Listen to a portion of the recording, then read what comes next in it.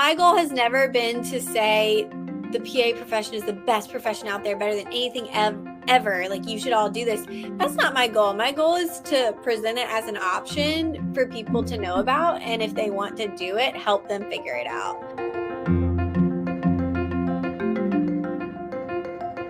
Hi, everyone. So some people are coming in, but hi, guys. Happy Monday. Welcome, everyone.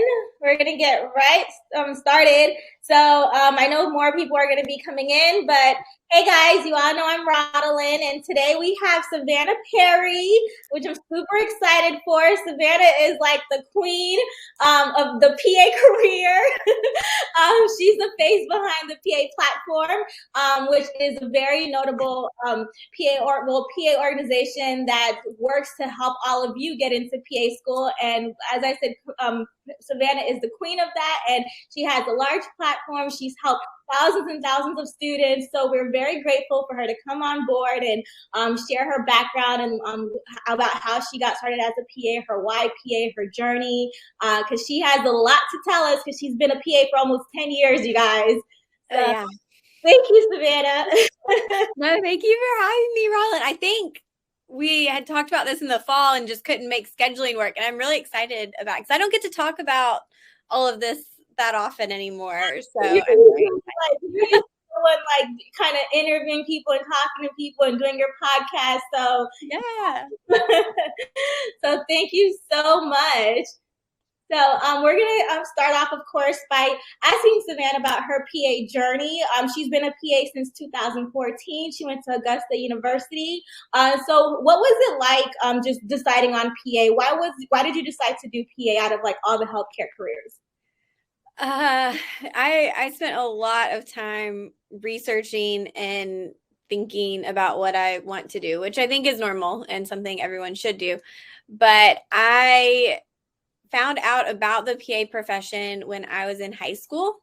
Okay. My dad was the one who actually told me about it. He went to see a PA. He went in just like for a cold that he had, and he came back not even excited that they treated his cold, but excited because he had seen this person that was a PA.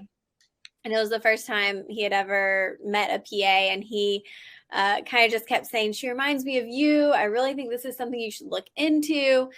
I was one of those, nerdy, like science people, always interested in science and those kinds of things. So it was a natural fit for, okay, you're going to end up in medicine. And so all I knew about was nursing and doctors, but I kind of, it put PA in the back of my mind. I didn't know much about it. And this was, guys, I'm going to date myself. So this was like 2006, 2007. A lot of y'all were babies. But my dad literally brought home a folder of stuff he had printed out because email and technology was not quite what it is now. Right. So I looked at that, and going to UGA, I was like, I'll just be a bio major because that's what people who want to go into medicine do. Yeah. And freshman year, I was still very undecided, but I made the decision that I needed to figure it out. Right. And I was kind of like, all right, I can't be between these things. There are differences in what I need to do. And so I've got to make a decision. So what really solidified PA for me was shadowing. And I had a very unique opportunity where I got to shadow a PA and a doctor who worked together. They worked in hospitalist and wound care medicine. And so for a couple weeks over the summer, in between my freshman and sophomore year, I went with them around to different hospitals. And sometimes I was with the doctor, sometimes I was with the PA, sometimes I was with both of them. But doing that made me also see myself in the PA role. I was like, she's doing what I'm doing. She's young. She is confident. She is getting to impact patients and be involved in their care. And to me, this model of having multiple people helping patients just made sense and made healthcare better. And so I went back to UGA after that, like, I'm pre-PA. This is what I'm going to do. Not many people knew what PA was, and I had to tell and explain everyone what I was doing. But I never looked back and never, regretted that or changed my mind after that. Yeah, and that's great that you were able to shadow a doctor and a PA, and it was like simultaneously. So some days you would do it with the PA, some days you would do it with the doctor, but like it was within the same time frame. So you really got to see a difference between, the work that a PA does versus the work that a doctor does. So that's awesome. Yes. So once you decided on PA, what were things that you did to prepare yourself to get into PA school? So after I made the decision, I stayed a bio major, even though, for PA, it's a little bit difficult because the prereqs don't always fit perfectly into one specific major, and they didn't for me either. So I ended up having to take some classes over the summer back home just because I couldn't get into them at UGA because they weren't required for me. So I really had to map out my courses and figure out how I was going to get everything in by the time I wanted to apply. I had to learn about the application process, and I feel like now there are more resources, right? But there's still so many questions, and it's still such a complicated process. But back then, 11, 12 years ago, there was not much of anything. And so it was a lot of calling programs and asking them questions. My advisors were not super knowledgeable or helpful. Right. And so, yeah, it was a lot of just research. And I needed to get patient care experience. So I got my CNA license and got a job at a rehab hospital over the summer. I started getting shadowing hours, shadowing PAs. I also shadowed some doctors and some PTs. Started planning for the GRE and just kind of really my big thing was figuring out my timeline very early so that I could stay on track as much as possible to apply when I was ready. Right. Awesome. Okay, and then of course, you guys, she applied and got into Augusta University. So, can you tell us how PA school was like? I'm sure it was just like a big difference between undergrad and transitioning to your learning style and that environment. So, how was your classroom versus clinicals? And can you tell us about your PA experience? Yeah, it's hard to put into words exactly what PA school is like, and I'm sure you feel the same way until you're there. And that's what a lot of students have said too, is everyone told me about it, but I really didn't understand until I was there. I think the best way I can describe it is it's so much information so quickly that you're expected to learn. And I think that's what makes it harder than undergrad. It's not even that the information is that much more difficult, because it's stuff that you're excited to learn about. It's just that it's so much so quickly. Yeah, so much so fast. It's like it is 100% a full-time job. And there's a different level of pressure because the stuff you're learning will actually have an impact and matter. Exactly. That's exactly what I tell them. Yeah, it's not this, chemistry equation that you can forget and you'll never need again. This is stuff that's actually important. So, that part was there. It took me a while to adjust. I failed my first pharmacology test.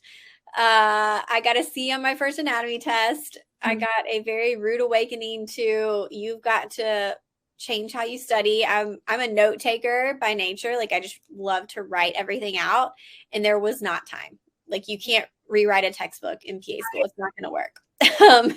So I had to kind of switch to using computers and typing and just figuring out what resources I was going to use, asking for help in those first couple semesters. And it took the first 2 semesters of didactic for me to feel like I had a handle on things and I had figured out my study schedule and really how I studied best for PA school.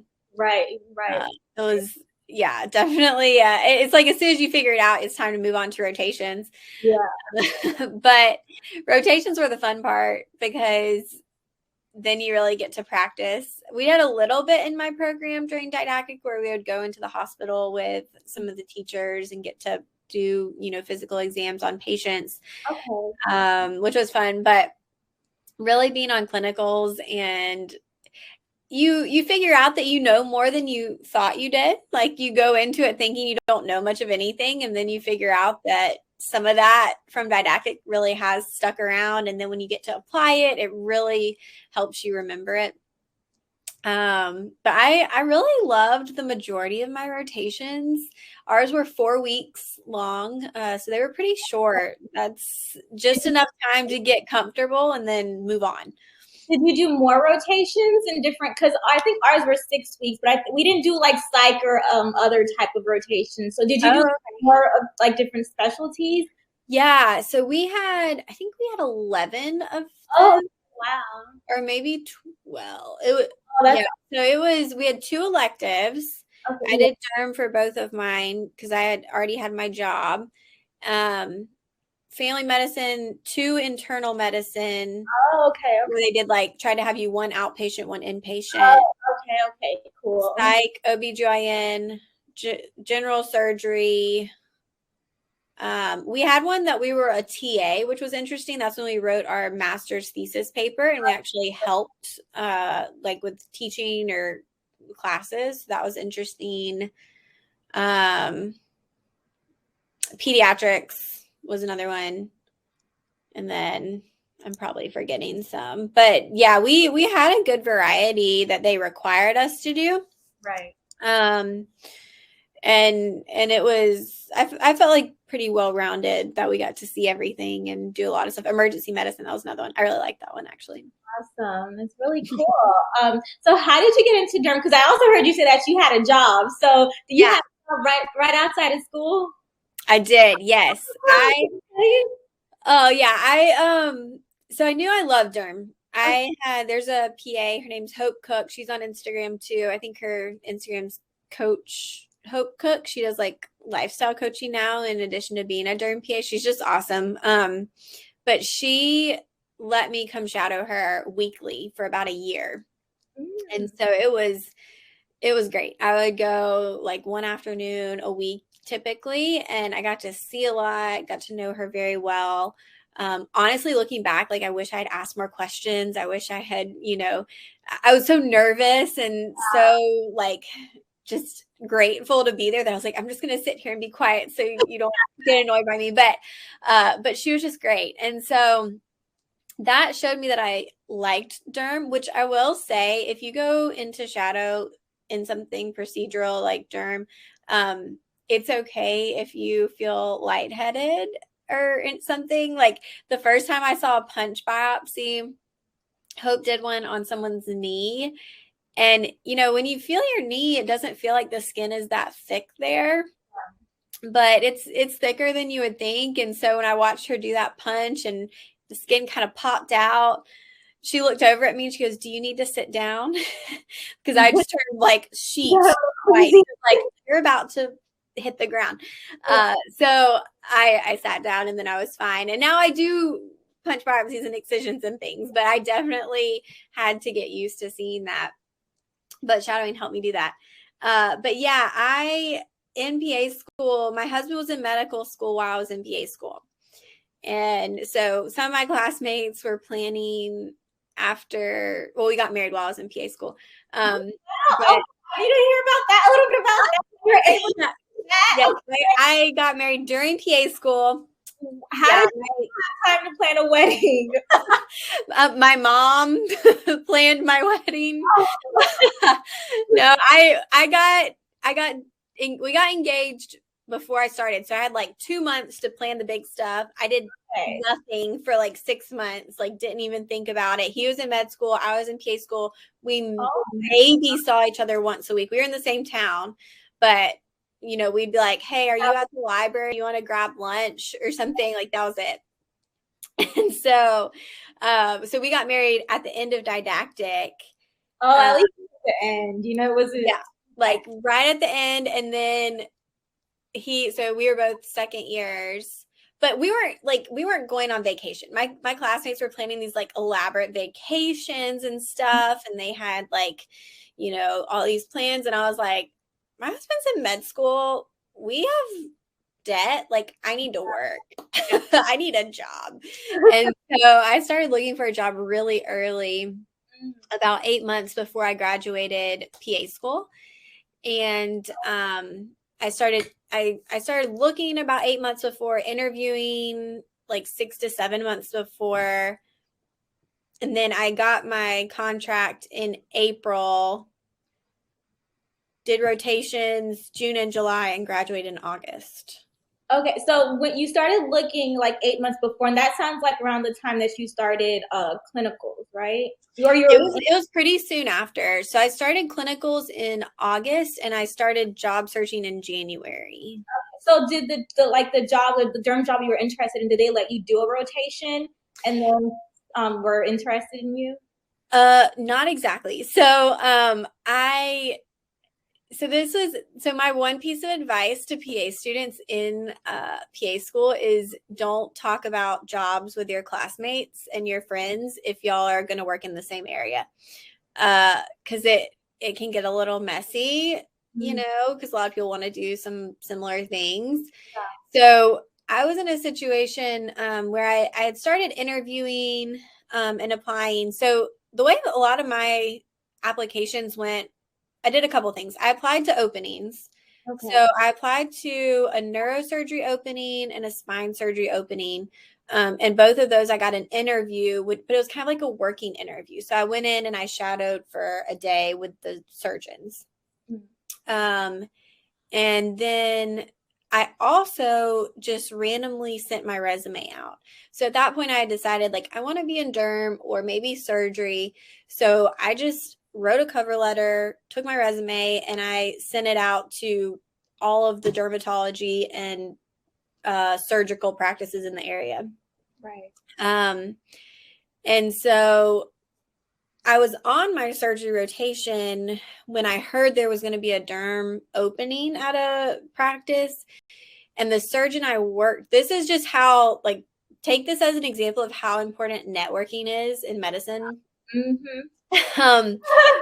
So my surgical preceptor, oh no, Rodlin left us. Hold on, guys, I don't know what to do. I'm going to keep talking and we're going to hope she comes back or texts me what's going on. She's back.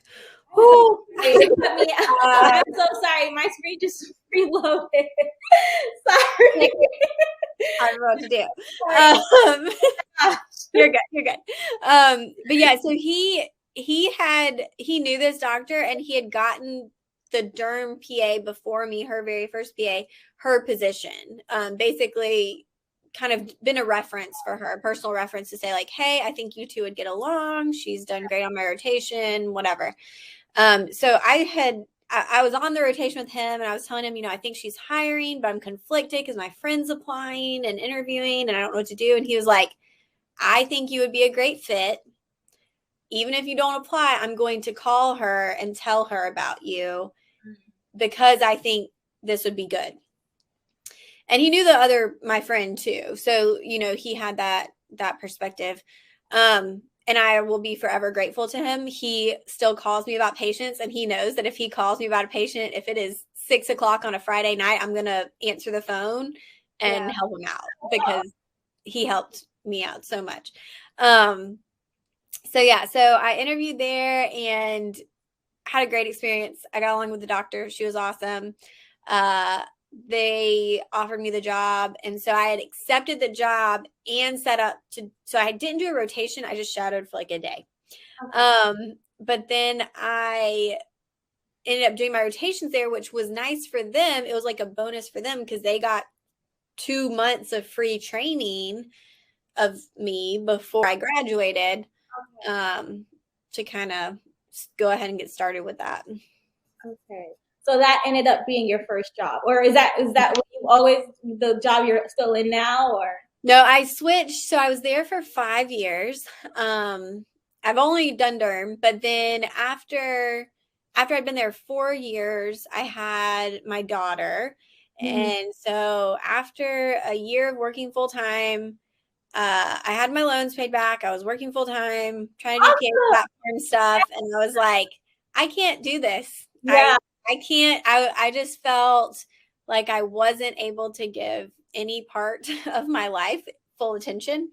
And I just had I felt overwhelmed, started to feel kind of that burnout. And so I decided to go part-time at that point. That practice couldn't accommodate that. So I ended up switching to a different practice where I'm at now. And I've been there almost 3 years. That's great. That's great. And it's important that you mentioned that, you weren't feeling like, 100% and that you felt like you were, on the verge of experiencing burnout, because you recognize that. And a lot of people don't. They kind of still go on and on and on, thinking they're the Energizer Bunny, when you have to take a step back and say, okay, I need a break. I need to do this for my mental health. And yeah, I'm glad you did that. It was really smart. And was that also around the time that like the birth of the PA platform? So the PA platform, it had been around for a while. So I started so I graduated PA school in August of 2014. And I kind of had this identity crisis because I had been in school for so long and I pretty much went straight through. I had a little 6-month break between undergrad and PA school, but I didn't really know what to do with myself. I was like, I don't have assignments. I don't have tests. Like, what do people do? I have given up on my hobbies because I was in PA school and I just don't know what to do with myself. My husband was in med school. He wasn't home ever. And so I had always kind of enjoyed like blogging and writing. So I was like, I'll just start a blog. Like, that'll be fun. I had a very short-lived fashion blog for a couple weeks before I decided that was awful. And I, number one, didn't want to have to buy a bunch of clothes. And number two, my husband was terrible at taking pictures and I didn't really want my picture taken. And so I stopped that. But I started thinking like, okay, I love helping people figure this out and answering questions. My like backup plan to being a PA was to be a college advisor, because I would actually like make people's schedules in college. Like all of our friends, they would just come to me like, I want to go to med school. What do I need to do? And I'd be like, okay, this is what we're going to take. I'll sign in and sign up for your classes. Like, I just loved it. And so, yeah, I just researched stuff too much. But this was like my way of doing that. And so I just started kind of blogging and talking about things. And so I was doing that for a couple of years before I got pregnant and before I quit. But it was just like, like you probably know, like answering questions on Instagram and trying to keep up with emails. It's a lot. But it's fun and I enjoy that. It's like an outlet for me. So I didn't want to give it up. And that's how I felt. I felt like I've got to give something up. I can't give up my child, clearly. That won't work. I can't give like, I want to work. I want to be clinical. I don't want to give that up. And I don't want to give up the PA platform. Like, I love this community. What am I going to do? And so being able to just kind of segment my time a little bit better, that it's been perfect for me right now in this season. I mean, that could definitely change in the future too. No, but that's amazing that, you recognize that and were able to do that and, figured out a way to balance it all without losing one thing, for another. So I commend you. And you really, really put the PA career on the map and, kind of, or basically popularized it. And so I feel like a lot of people want to be PAs and it's so competitive now.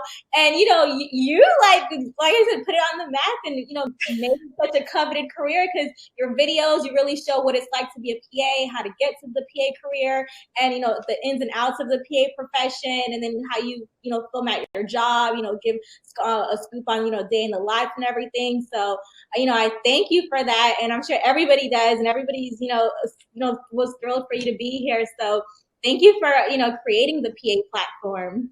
Yeah. Well, that's always my goal. Like, it's, there are internet trolls out there, and I don't know if they've come for you yet, but my goal has never been to say the PA profession is the best profession out there, better than anything ever. Like, you should all do this. That's not my goal. My goal is to present it as an option for people to know about. And if they want to do it, help them figure it out. Because that's what, even the PAEA data now shows that still most people who decide to become PAs don't know about it until either their third or fourth year of college or after college. And that sometimes makes the process harder. And so I think if more people just know it's an option and can explore it and think about it, then maybe that makes it easier for them.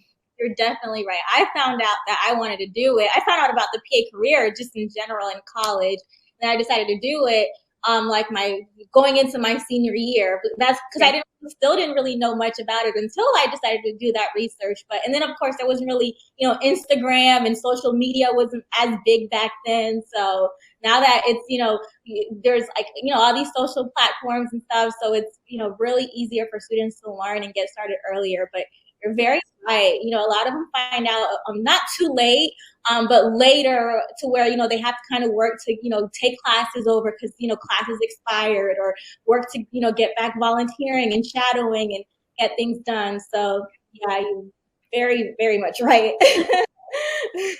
So we're going to answer a few questions before we get to talking about her derm career. Okay, someone said, someone had a question about, how were you able to find a PA to shadow? I think that was one of the first questions I said. Also dating myself. So I found them a couple ways. The very first one I shadowed was a very distant connection. And that's why I tell everyone, tell everyone you know that you want to be a PA, and tell everyone you know to tell everyone that you want to be a PA. So the first PA I shadowed was my dad's boss at work knew someone or had a friend who worked at a hospital that he knew had a lot of doctors and PAs. Like, very, very distantly connected. Yeah. Where I was able to connect with them. But honestly, like, having any type of connection will help get the foot in the door so much easier. Just, it makes it easier to bring someone in if you have someone vouch for them and can kind of say hey, this person is, really serious about this and wants to do it, kind of thing. So that was one way. The other way was I took the phone book. I was feeling kind of, defeated at one point. And I remember coming home to my condo in Athens, and there was a phone book on the front step. And I was like, okay, I'm going to call every medical place in Athens. And that's what I did. I sat there for 2 days straight, and I went through the paper phone book. I don't know if they still make those, to be honest, but I had to do the same thing, girl. I don't know if you can get a paper, use Google, but that's what I did. And I marked it. I would call and I would say, hi, do you have any PAs that work there? And if they said no, I was like, okay, thanks, bye. If they said yes, I was like, okay, can I speak to the office manager? The office manager is your ticket in the door. And so, well, not really though, when I tell you how unsuccessful I was, but the office manager does typically, they're the person who's going to kind of make those decisions and, actually get you in touch with the PA. If you leave a message with the front desk, it's less likely to get to them. But I had 2 offices call me back. One was an orthopedic office that asked for my resume, and I was kind of like, I don't have anything on my resume, to be honest. The second one was Hope, who was the derm PA I ended up shadowing. So I would say that effort was worth it, just because I got that experience out of it. And then when you are shadowing, you can, a lot of times the PAs you shadow may know other PAs that they can connect you with. So it is hard. It's difficult to get those hours, even more in these times, but they're out there. Right. That's true. Then I had to use the phone book too, the white pages. So yeah, and then the advice about talking to the office manager, that's some great advice. I haven't heard that, but you're right. That works. Yeah, that's That would work. So you guys that.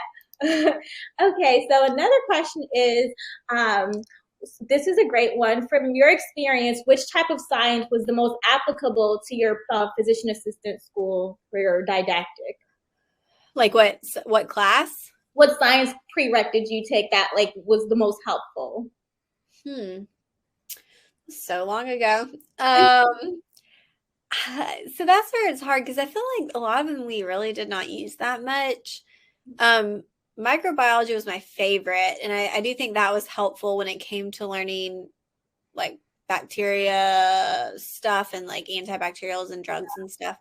Um, I think honestly what helped me the most was statistics and psychology. Just having taken those before and having kind of a background like foundation in them made the classes much easier. Mm. And so part of me wishes like had I taken a pharmacology class, would that have been helpful? Anatomy and physiology, I think, would be the other ones. Yeah. But again, that was more of just like a foundation because once you get to PA school, it's so much more in depth. But having those things, like you really want a good foundation because PA school is not really going to go over a lot of stuff again. They're just going to pick up where you left off and keep going. Right, right. Thank you. Okay. Okay, well, we'll talk about that one later. So that's a good question, though. Okay, if what is your advice for PA reapplicants in regards to their personal statement? Oh, getting out a lot right now. Okay, so my thoughts are your reason for becoming a PA and why you want to do this will not have changed. So that kind of central idea, thoughts will not be different, but how you say it may need to be a little bit different, and the examples you use may need to be different. You also want to show how you've changed, matured, grown over the past year. I almost said growed. That might be right. I don't know. But I use a metaphor in my personal statement book of like, okay, if you made a cake with a recipe, you found this recipe for a cake, you made it, and it came out and it wasn't that great. So it was like a little bit dry or too sweet or something. Would you use that exact same recipe again? No, you would change some things up. And so that's kind of how I feel about the personal statement. Also, a lot of schools will compare between cycles. So there needs to be a little bit of effort in changing and updating that. There are some caveats to this. Like if you didn't get interviews and you didn't, like looking back, you didn't meet any of the requirements for the schools you applied to, you don't think they ever read your personal statement, you may not need to change it quite as much. But if got interviews at schools and they definitely did read your personal statement and you'd want to add in those updates for sure. Right, right. Thank you so much for that. Very right. And I like that cake analogy. Okay, so we're gonna go on to move on to talking more about your career in derm. So, can you tell us more about your like a day in the life of a derm PA from when you clock in to when you clock out? How many patients you see, your patient population, the hours that you work, and also I said the type of patients you see, the most common cases, and basically what it's like working in derm. Yeah, I can probably just tell you what I did today. So my schedule is Mondays and Tuesdays, and I work from I my first patient's at 8. I'll have patients scheduled. This always throws people off every 10 minutes from 8 till 11:30.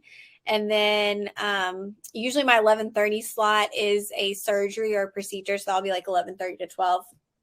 And then lunch from 12 to 1, pick back up at 1, and my last patient is at 3:50. And again, that might be a procedure or might be just a patient. Yeah, it's pretty nice. We actually just switched to EMR, and so I may start seeing patients a little bit later. In the past, I've had to dictate all my notes, and that took forever. So I would have this like huge pile of dictations at the end of the day, but now I can keep up with it a little bit better. But yeah, so we, on a normal day, if my schedule's full, there's probably like 38 to 40 patients on my schedule. That does not necessarily mean that everyone shows up. I see I have a lot of new patients on my schedule, and they are the most likely to no-show or cancel. You know, they had a rash, it gets better, their spot goes away, whatever.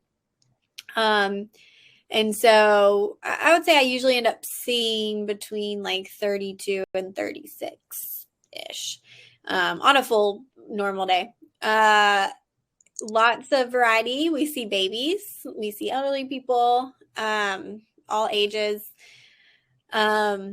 Lots of acne, lots of eczema, psoriasis. I'm trying to think what I saw today. Today was a very heavy rash day. I think I saw 33 or 34 patients today, and I would say almost half of them had rashes. It was just crazy. Like, yeah, we were joking about it at work. I also saw a lot of potential skin cancers today. I think I did 7 or 8 biopsies, which some days I'll do none, some days I do a bunch. Lots of rashes, rosacea, lots of skin cancer stuff. I live in Georgia. We have lots of sun damage, but a good variety. I am very autonomous in my position, and my physician that I work with is available if I need her for anything. Like today, I didn't bring her in for anything. I think last week on Tuesday, I had to bring her in to see 2 people. But you know, we're talking, we're communicating all day long, you know, about different things. We'll talk about derm stuff, but she's very, very supportive. She's also very supportive of me, you know, knowing my own scope and feeling comfortable with that. So if there's some type of surgery or lesion that I don't feel comfortable working on or sizing, she's fine to do it. Or sometimes we refer things out, but she's also fine if I want to do it. So I get to do a lot of biopsies, lots of excisions, cosmetic stuff, things like Botox, filler. I didn't have any of that today, actually. Oh, that's awesome. You do that as well. Yeah, it's a good mix. Like, and that's what I like is just, yeah, I see a lot of the same things over and over, but it's a good mix. And then the cool thing about derm, there's a little bit of a instant gratification with it. You know, somebody has a problem, I can get rid of it. Or somebody has a rash or something, we can see it. And then when they come back a week or 2 later, it's gone. And that's really cool. Whereas sometimes I think in other parts of medicine, somebody may come in, they don't even know their blood pressure is high. Then you give them a medicine that they have to take to fix it. They don't feel any difference. They're not, you know, too excited about that. But if you make their itchy rash go away or their spot go away, they get really excited. Yeah, and you can see the actual improvement, like the rash on versus like hypertension. You can't really see, you can like measure it, but yeah. That's the cool part about just kind of what I get to do. But yeah, I don't take any call. I don't work holidays. Derm gets a reputation for being kind of like a cushy lifestyle, and to be perfectly honest, it is.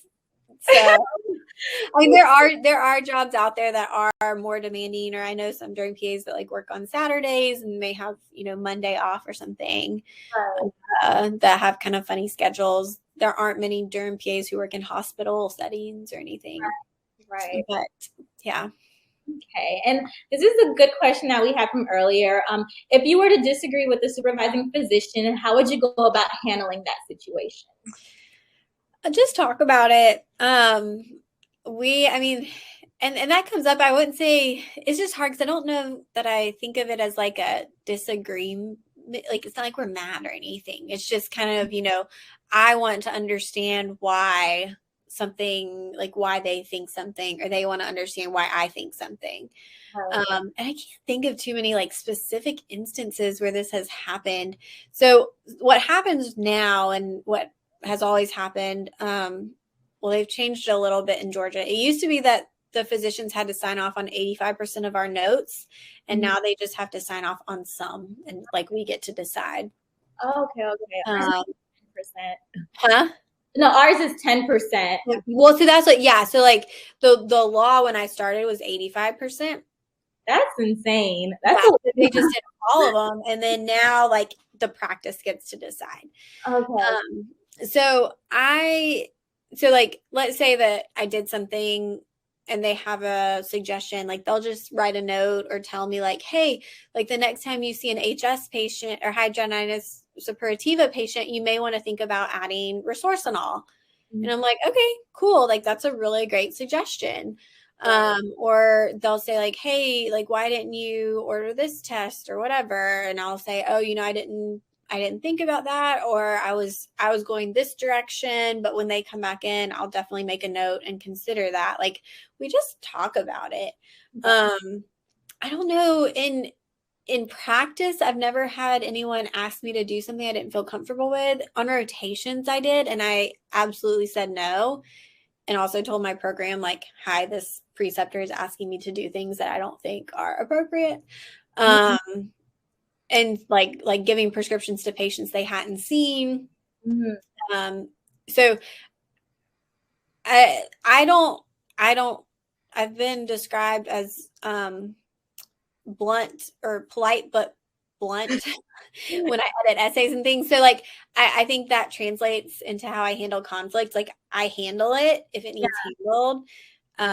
It's not always comfortable. It's not always pleasant, but like, I'm like a talk it out person. My husband hates it. Like I got to talk it out. Like if there's a problem, we're going to figure it out. And that's the same for me at work. Like if there's a problem, we got to address it. We got to talk about it. Right. And especially at work, because it could affect the patient. So. Yeah. Like I just, and I think, like you have to separate your personal feelings. Like it's not personal. Right. Like my supervising physician, my collaborating physician telling me to do something different or asking me about something, it's not personal. It's about the patient. Exactly. And same thing, like if I'm talking to a medical assistant or they're talking to me about something, like it is about the patient and making sure that we are putting them first and like giving them the best care possible, not just about saying somebody's doing something wrong. Like that's not the purpose. So, if I feel, and my work knows this, if I feel in any way that patient care is being compromised or not as good as it could be, I say something. And to be perfectly honest, I say something to my office manager like almost every day. I'm like, could we do this differently? Could we consider this? And she's like, what do you need to tell me? Please go away. But it's just, to me, like I'm going to address anything I see that is wrong. And that's honestly probably why I couldn't work in a hospital setting, because I don't think they would be receptive to that. Whereas my office is. Awesome. So we have one more question before we move on to the case study. Are there any similarities or differences to keep in mind when looking at adults or when treating adults versus kids? So that's what's interesting in derm is we see very different things in kids and adults. And also like typically we don't, in most cases, need to biopsy a child or do anything painful to kids, which is nice. Sometimes we'll have to freeze a ward or do a biopsy or an injection, but usually with kids, it's pretty straightforward. They can have a few kind of weird things. But adults definitely get more of the wacky spots, wacky rashes compared to kids when it comes to derm stuff. Okay, awesome. Now I actually have one more question. So, how was the learning curve like starting derm? Like, what kind of training did you receive, and what advice would you give to students that are interested in derm? Of course, doing a rotation in derm helps, but how was it like just starting off as a new grad? It was very hard. So my advice is AAD has a really great free curriculum on their website. That is just a bunch of kind of lectures and PowerPoints that really do a good job of going over the basics of stuff. So when students ask me about like what they should do to prepare for rotations and stuff, that's what I always point them towards. Okay. Because it's really good. But yeah, I was exhausted. Like that's the best way I can describe it. I would come home, like my brain was tired for the first 6 months. And I would just come home and I would sit on the couch and I would not get up. Like I would just sit there. My husband's like, are you gonna make dinner? No, like I can't. And so it just, it was definitely a learning curve. We had 2 weeks of dermatology in PA school. Our didactic portion was 2 weeks. Oh my gosh. And you did two, Yeah. right? You said you did 2 derm rotations?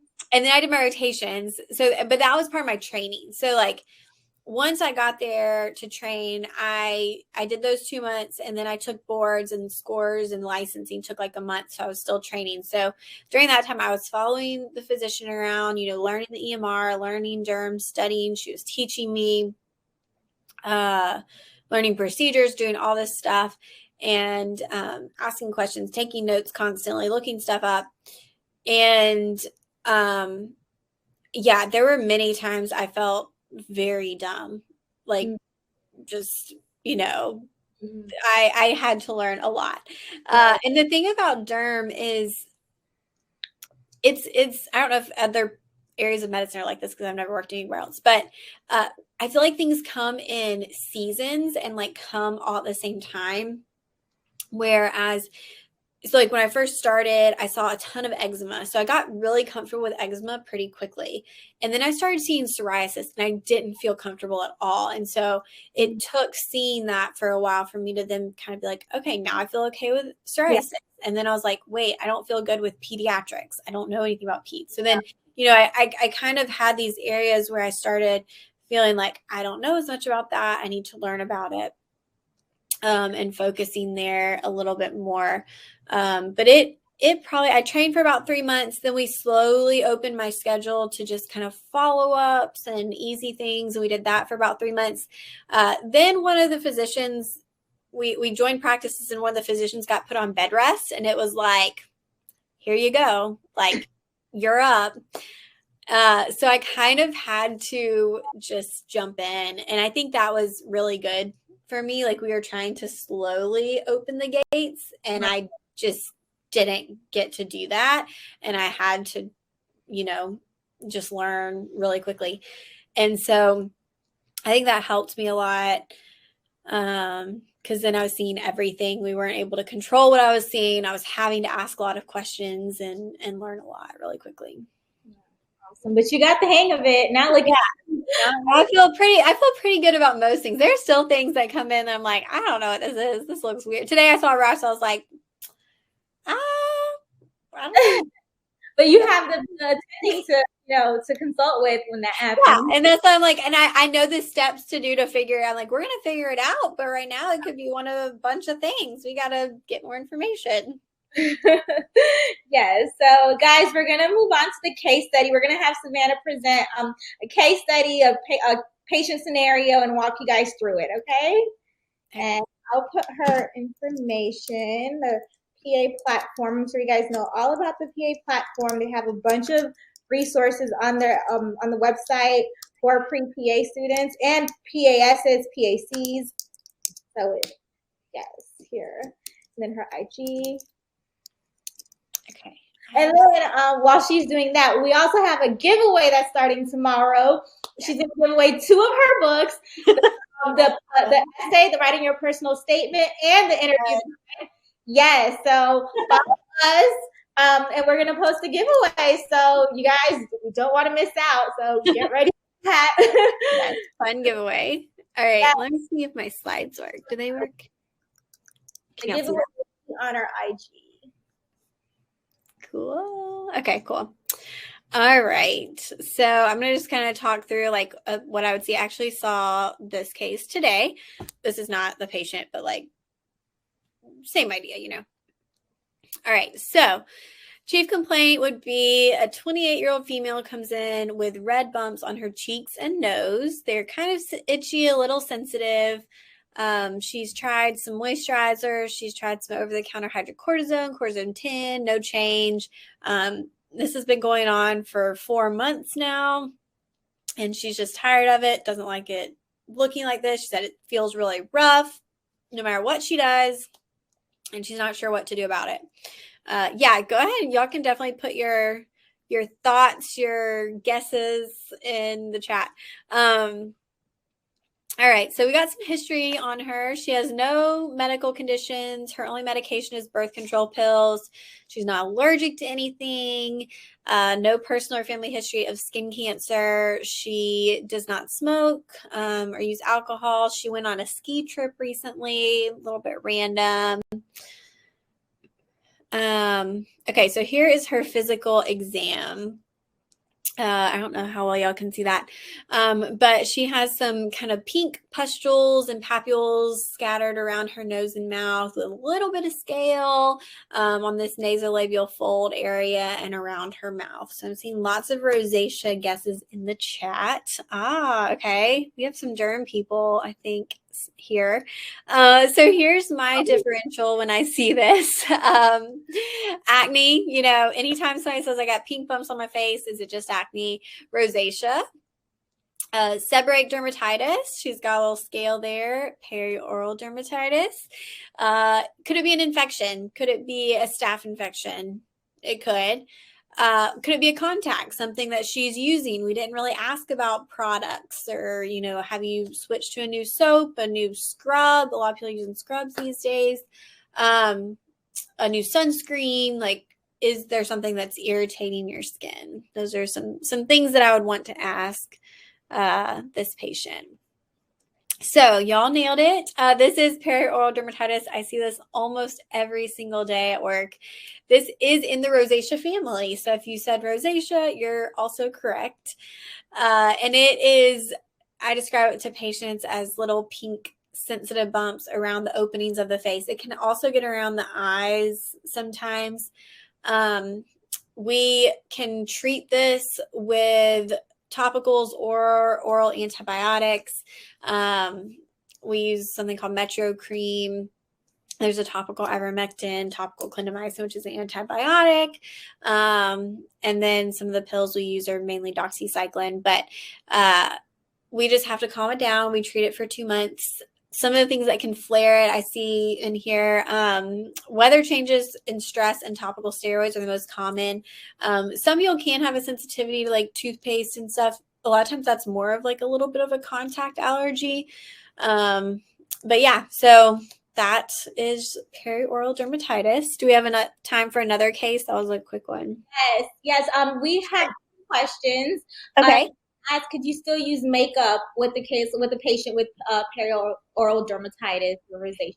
Yeah, I mean, they can definitely still use makeup. Really, the only thing I have them avoid is topical steroids, and making sure they're not using that or anything like really harsh. But yeah, they can definitely still wear makeup. Okay, and then someone wanted to know, it's a good question, can wearing masks contribute to this? So there haven't really been any studies yet to say. I don't think it causes it, but I don't think it helps. Like, I think sometimes that like moist environment can maybe perpetuate it a little bit and cause a little bit of irritation, but I don't think it's a cause for it. And I don't like write letters saying people don't have to wear a mask or anything. Okay. So yes, and we definitely have time for a case study. Okay.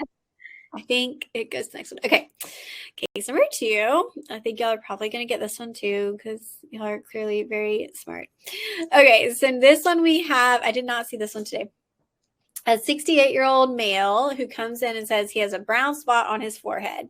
He noticed it 2 months ago. He hasn't really been paying attention to it. Maybe thinks it's getting bigger, maybe darker. Can't really say. He's not wearing sunscreen, not wearing hats often. It's not painful. It's not itchy, not flaking, not causing him any problems. He's just tired of people pointing out this spot on his forehead. All right, so his only medical condition is high blood pressure. He takes a medicine called lisinopril for that. He'll occasionally take Tylenol. He has no known drug allergies. His father had an unknown skin cancer. He's not sure what it was, but knows he had something. He does not smoke. He'll occasionally drink alcohol. He's not traveled recently. Y'all are saying seborrheic keratoses, and I said I did not see this today, and I promise you I see sub-Ks like in 80% of my patients. That's what they come in for. That's what everyone comes in for. All right. So we got this patient with on his forehead a 1 centimeter dark brown and tan irregular patch. So this is it kind of far away. We're going, looks a little funny. Here's our differential. So I see some good things like biopsy that. I like that. Could it be a nevus or a mole? Could it just be a sunspot, what we call lentigo? Are we thinking skin cancer? In a pigmented skin cancer, we would be concerned for melanoma. Could it be a bug bite? That's possible, left a dark spot behind. Could it be a medication causing some hyperpigmentation? Some medicines do that. Could it be a bruise or a wound? You want to ask about any trauma that's happened there as well. All right, so I should have had a close-up like dermoscopy picture, but correct. We would do a shave biopsy on this and send to pathology, and most likely that spot would be a melanoma. A lot of times on the face, if we catch them early, they're what we call a lentigo maligna, which is basically a sunspot that's turned into melanoma or skin cancer. So lentigo's not completely wrong, but in the same family. So when we treat melanomas, it is based on depth. So with that biopsy, they're going to tell us how deep it is, and then it'll get a wide local excision. We take at least a 5 millimeter margin around each side of the melanoma. So that's pretty big on the face. If you like have the size of the lesion and then another, centimeter. Sometimes lymph nodes are checked, sometimes they're not. And then we watch the skin really closely every 3 or 6 months. I've had a couple of melanomas in the last couple of weeks. My first melanoma was also the youngest person I ever found a melanoma on, and she was 27. And so, yeah, melanoma is not fun. Not fun to find, not fun to tell patients about. But there are really great treatments for melanoma these days, which is nice. So, okay, that is the end there. Thank you, guys. Thank you, Savanna. Let's see. Somebody asked about the last case. Why would you use ivermectin? Why ivermectin on the rosacea patient? So no one really knows. It's one of the in a lot of stuff in derm, we don't know the mechanism of action very well. It's thought that in rosacea, that rosacea-prone skin has an increased amount of what we call the Demodex mite, which everyone has on their skin. And so the ivermectin can attack that mite, but it also may have something to do with inflammation. But ivermectin specifically does very, very well for the bumps involved in rosacea-prone skin. So it doesn't really do as much for the redness or the texture change, the dryness, but some of the results I've seen for bumps are amazing, kept people off oral medicines. So yeah, it's been out now for rosacea probably 5 years, that they kind of we've been using that. But it's a cream, not a pill. We don't use the pill version of ivermectin for it. Okay, awesome. And then someone wanted to know, how would you choose between a shave versus punch biopsy? So our pathologist, we use a pathologist who only looks at skin, and she's awesome, or her office, whatever. And we actually went there when I first started for a training. And so she explained that to me. It depends on what you're looking at. For a shave, you're trying to get the whole lesion, versus a punch, we're trying to get all of the layers of the skin. Okay, right. So for a pigmented spot, it is more helpful for the pathologist to have the entire lesion to look at versus a little snapshot.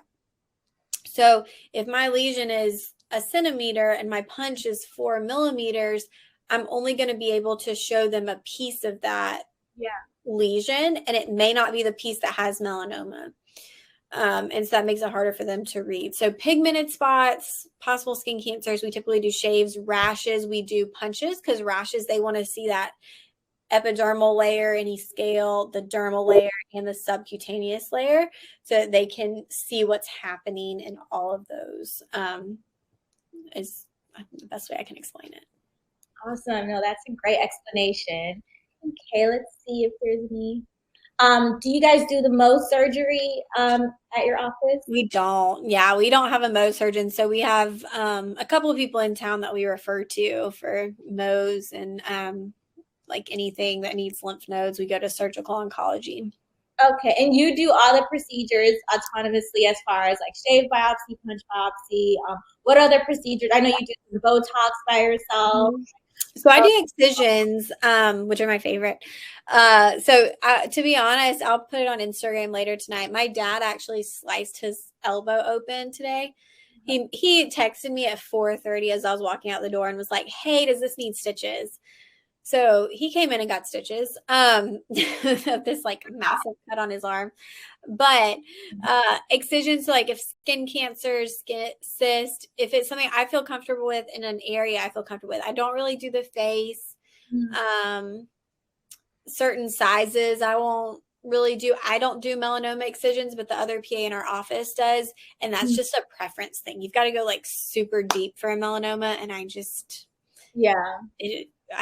would rather not. So, yeah, it's definitely like just, whatever. But I try to push myself a little bit and kind of always work on those skills and getting more of them and feeling more comfortable. Yes, of course. So, guys, it's 8 o'clock. So thank you so much, Savanna. Before we head out, I just wanted to ask you, what's one last piece of advice you would give to the students, all the pre-PA students that are tuned in, and like, what advice would you give them? Like the best, whatever you can think of to, a takeaway. Okay, this is something I've been thinking about. So I think for pre-PAs, the one thing I would say right now is if you feel ready to apply and you can check all the boxes, go ahead and apply, because you will always second guess if there's something else you can do or if you should still be working on something, or you can always make your application better or your personal state better. Like you can always do that. But if you are ready, like just go for it, because that's a lot of the messages I've been getting are, I just decided to go for it and I got in and I'm so excited. Like you just never know until you try, and you're always going to feel like you could be better, but that doesn't mean you're not good enough to get in. So you should do it. Thank you so much. She was great, guys. Of course, there's so many Thank you for having me. So guys, make sure you follow her at the PA platform on Instagram, on all social platforms. They have a big Facebook group, then her website, thepaplatform.com. And of course, tune in for the giveaway tomorrow. We're going to give away 2 books this week, or next week, the winners, but the giveaway is going to be all week. So make sure you guys tune in for our post tomorrow. All right. Thank you, Savannah. So you can click the little hang up on it.